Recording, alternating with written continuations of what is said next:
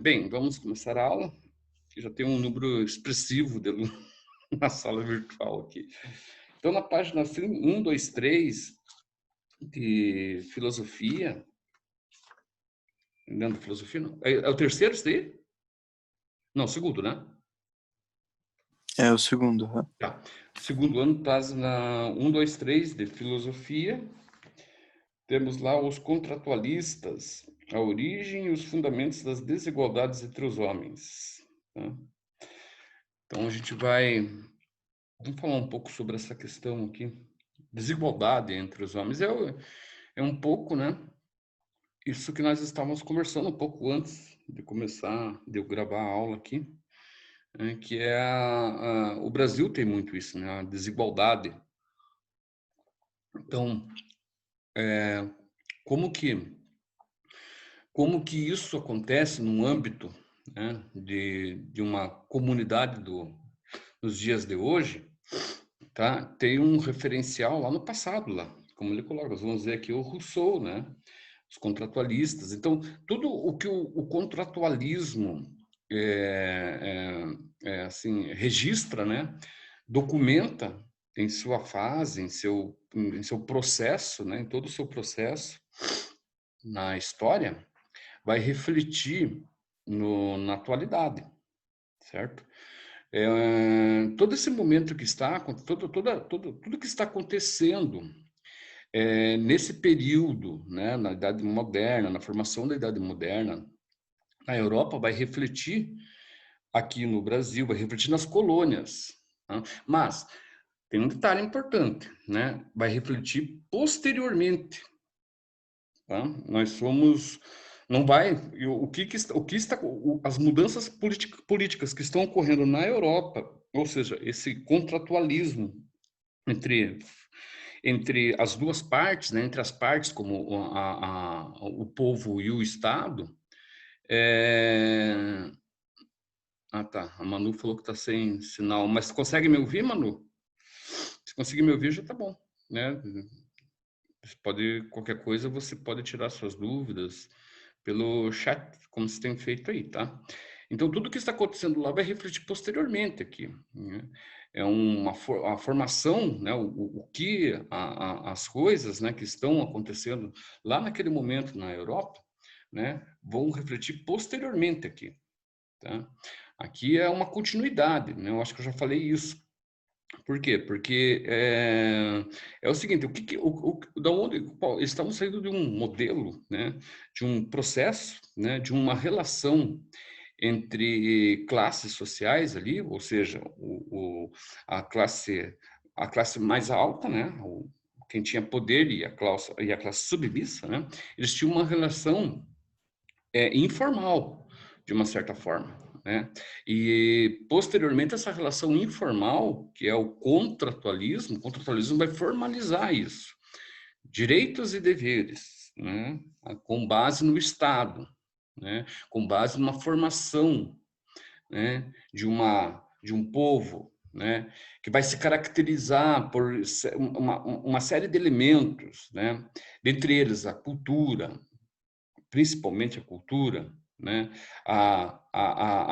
Os costumes, tá? A ética, certo? Isso é característico até hoje, né? Se você sai, por exemplo, daqui do Brasil e vai para qualquer outro país aí, você nascido aqui, criado aqui, convivendo aqui com as coisas, com as pessoas, né? Você tem relações diferentes, né? A lei é uma coisa que todo mundo segue, né? Perante ao Estado, e você tem as relações entre as pessoas, né? E de uma certa forma não difere, né? Mas muda bastante, tá? O que pode, o que não pode, o que é permitido, o que não é. Às vezes a gente ultrapassa isso, essas linhas, né? Do que é, ainda mais no Brasil, né? Então, vamos ver um pouquinho aqui sobre o Rousseau, aqui, mais específico sobre o Rousseau, vou explicando para vocês como eu sempre faço. Então, a origem e os fundamentos das desigualdades entre os homens. Antes de começar Rousseau, pensar também que Rousseau ele não cria, né? Ele modifica, né? Ele transforma, ele muda. o quê? O que já, de uma certa forma, já se era estabelecido. Como eu falei para vocês, existia um contrato, mas um contrato informal. Existiam leis, mas essas leis eram específicas de cada região na Europa. Né?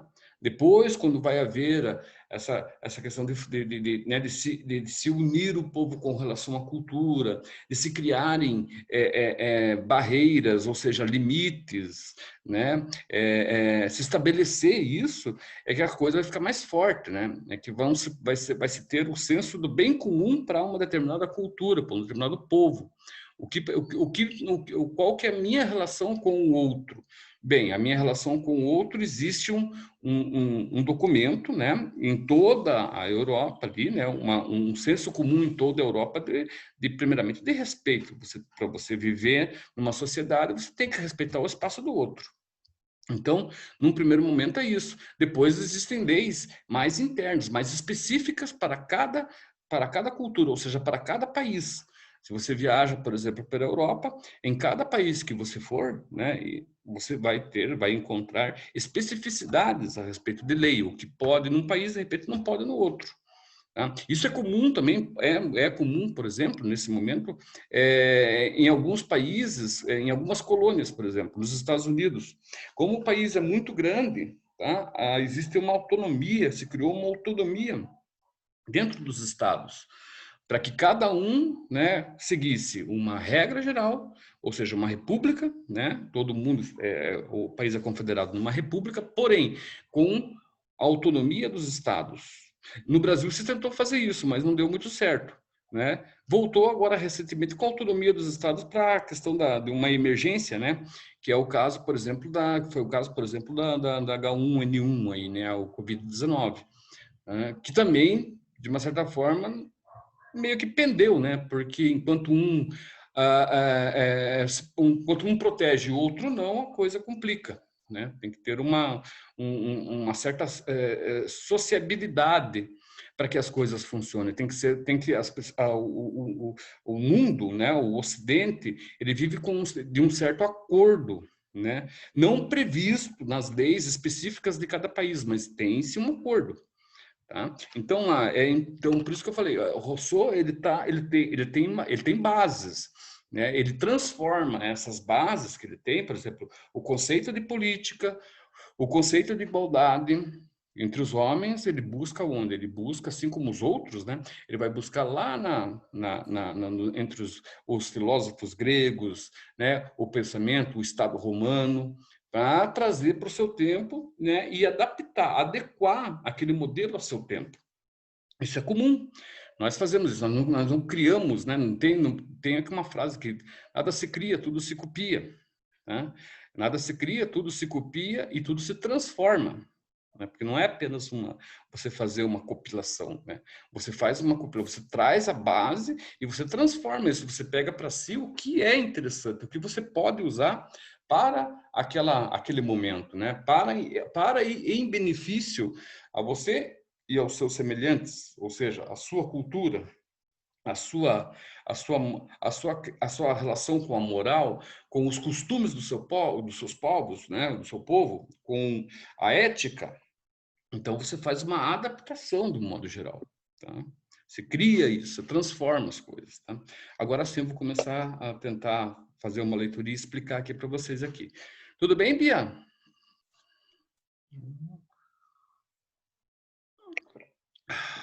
Tudo bem. Tudo bem. A origem e os povos e os fundamentos das desigualdades entre os homens. Rousseau rejeita a formulação defendida por Thomas Hobbes, né, de que a condição natural, sem a presença do Estado, os homens vivessem em permanente estado de guerra e todos contra todos. Então, o Rousseau, ele fala, o Hobbes está errado, né? Não é a presença do Estado que garante a paz. Tá? E Rousseau está mais certo do que Hobbes, porque o Estado vai fazer. O Estado é o Estado que, de uma certa forma, por interesses, né, é que promove a guerra, meu. né? Você pensa, por exemplo, nos estados lá, antes mesmo da formação da Idade Moderna, né? Temos que pensar o que é o Estado. O Estado é o poder. Se pensar, por exemplo, que as cruzadas foram atribuídas a uma instituição chamada Igreja Católica, tá? Obviamente que a paz e guerra, né, está referente vamos colocar assim, a interesses, né, de uma instituição. Nesse caso, no caso das cruzadas, a Igreja Católica, né? Posteriormente, nós vamos ter os estados em formação e cada estado, né, reivindicando os seus interesses, tá? Vão se conflitar. Então não é o ser humano que não tem um estado, por exemplo, o ser humano que não vive sobre a égide de um estado, ele vai promover a guerra. Não é o ser humano, e sim o poder político. Então o Rousseau ele ataca justamente isso. Ele vai contra a ideia de Thomas Hobbes. Eu vou perguntar isso na prova, tá? Então, ó, no seu entendimento, Hobbes não conseguiu identificar o verdadeiro estado da natureza do homem e nem conseguiria mesmo. E ninguém consegue, né? Na verdade, a gente tem vamos colocar, uma aproximação do que é o ser humano. O ser humano é egocêntrico, é egoísta, cara. Tá? Pensar por exemplo, em regimes onde a igualdade vá imperar algum dia, tá? O conceito de eu sou igual a você e eu me contento com o que eu tenho porque você tem igual a mim, então é meio difícil acontecer, sabe? É meio difícil acontecer mesmo. Eu acho que a natureza do ser humano ela difere de um para com o outro. Não existe um ser humano igual ao outro, tá? E outra, sempre vai haver, sempre, em todas as épocas, em todos os tempos em que o ser humano, né, imperou na Terra, sempre vai haver a questão do poder, sempre alguém vai querer ter mais do que o outro, vai se achar no direito de ter mais do que o outro, sem sombra de dúvidas, e vai alegar a sobrevivência dele, a sobrevivência da família, a sobrevivência do povo, né? Eu preciso sobreviver, então para eu sobreviver eu tenho que fazer com que o outro trabalhe, né? A justificativa é essa, sempre uma troca, é sempre uma relação de poder. Isso que é a questão, sempre vai haver quando há uma relação de poder, o poder vai ser a objeção de alguém, de um grupo, de uma sociedade, sempre vai existir. Tá? É aquela coisa, por exemplo, se fala, por exemplo, dos dois grandes impérios, né? Grécia e Roma. Mas vejam, existiam para eles, a concepção deles era o seguinte: se eu não expandir os meus domínios, alguém vai fazer isso e eu vou ser vítima. Então, tem uma frase, né? Quem pode mais chora menos. É bem por aí. Então, o ser humano, infelizmente, ele não consegue viver no mundo, tá? Com ou igual ao seu semelhante.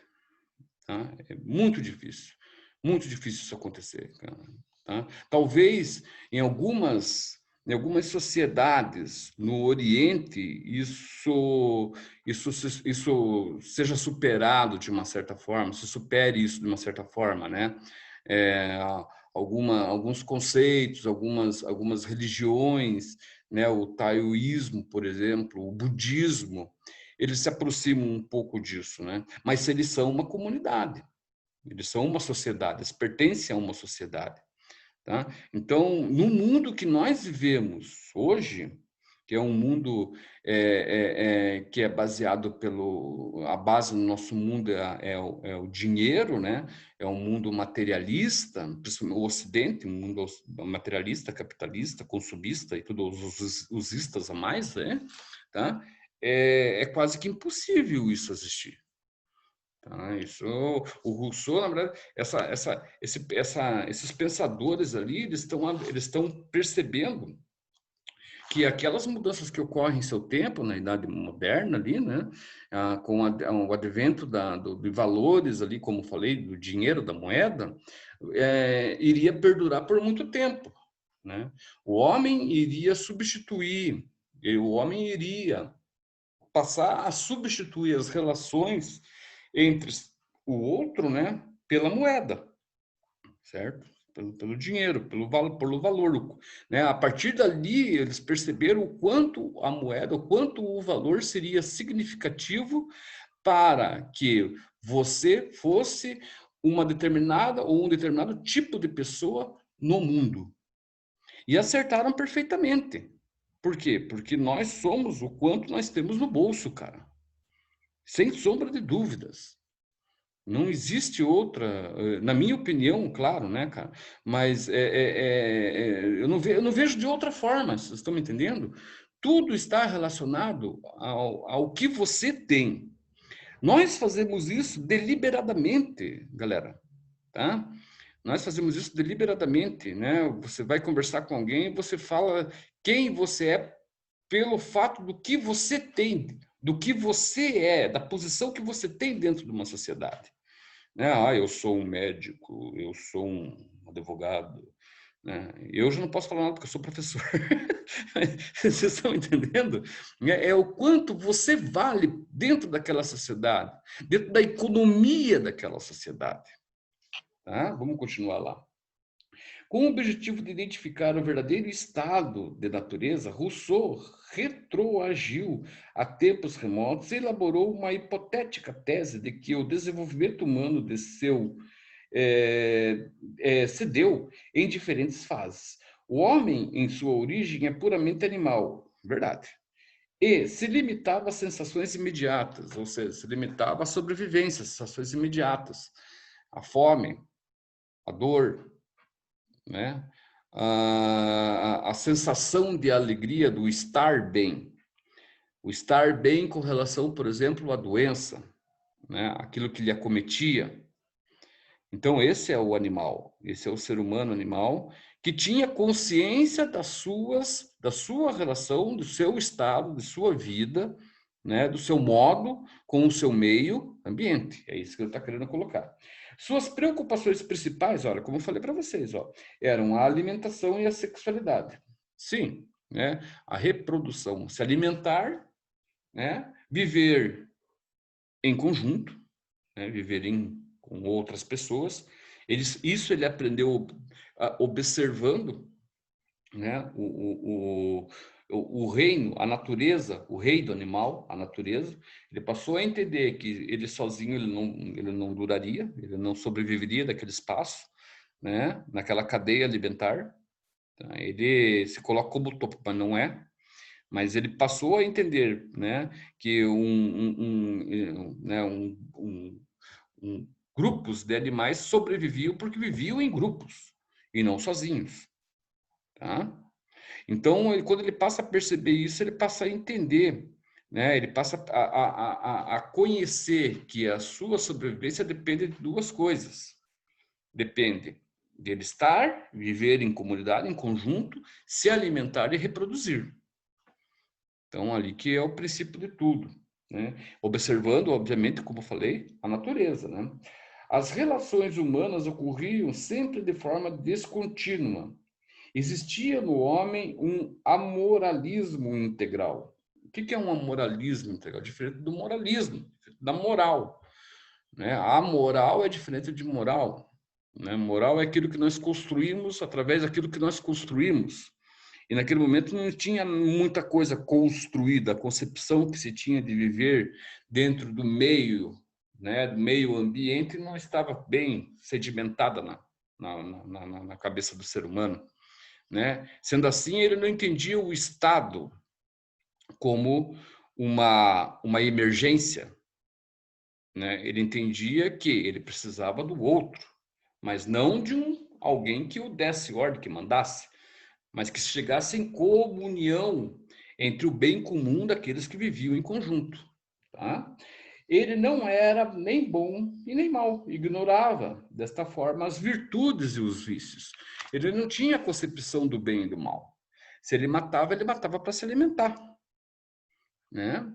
Se ele matava o outro, também era para se defender. A questão do bem e do mal não existia. Até porque ele não tinha concepção de que bem e mal era relacionado posteriormente, né? E foi relacionado com a ideia de uma religião, né? A ideia de uma supremacia. Ainda nesse momento não existia, as coisas estavam em formação. O entendimento e a forma dele entender era com relação àquilo que ele vivia o dia a dia.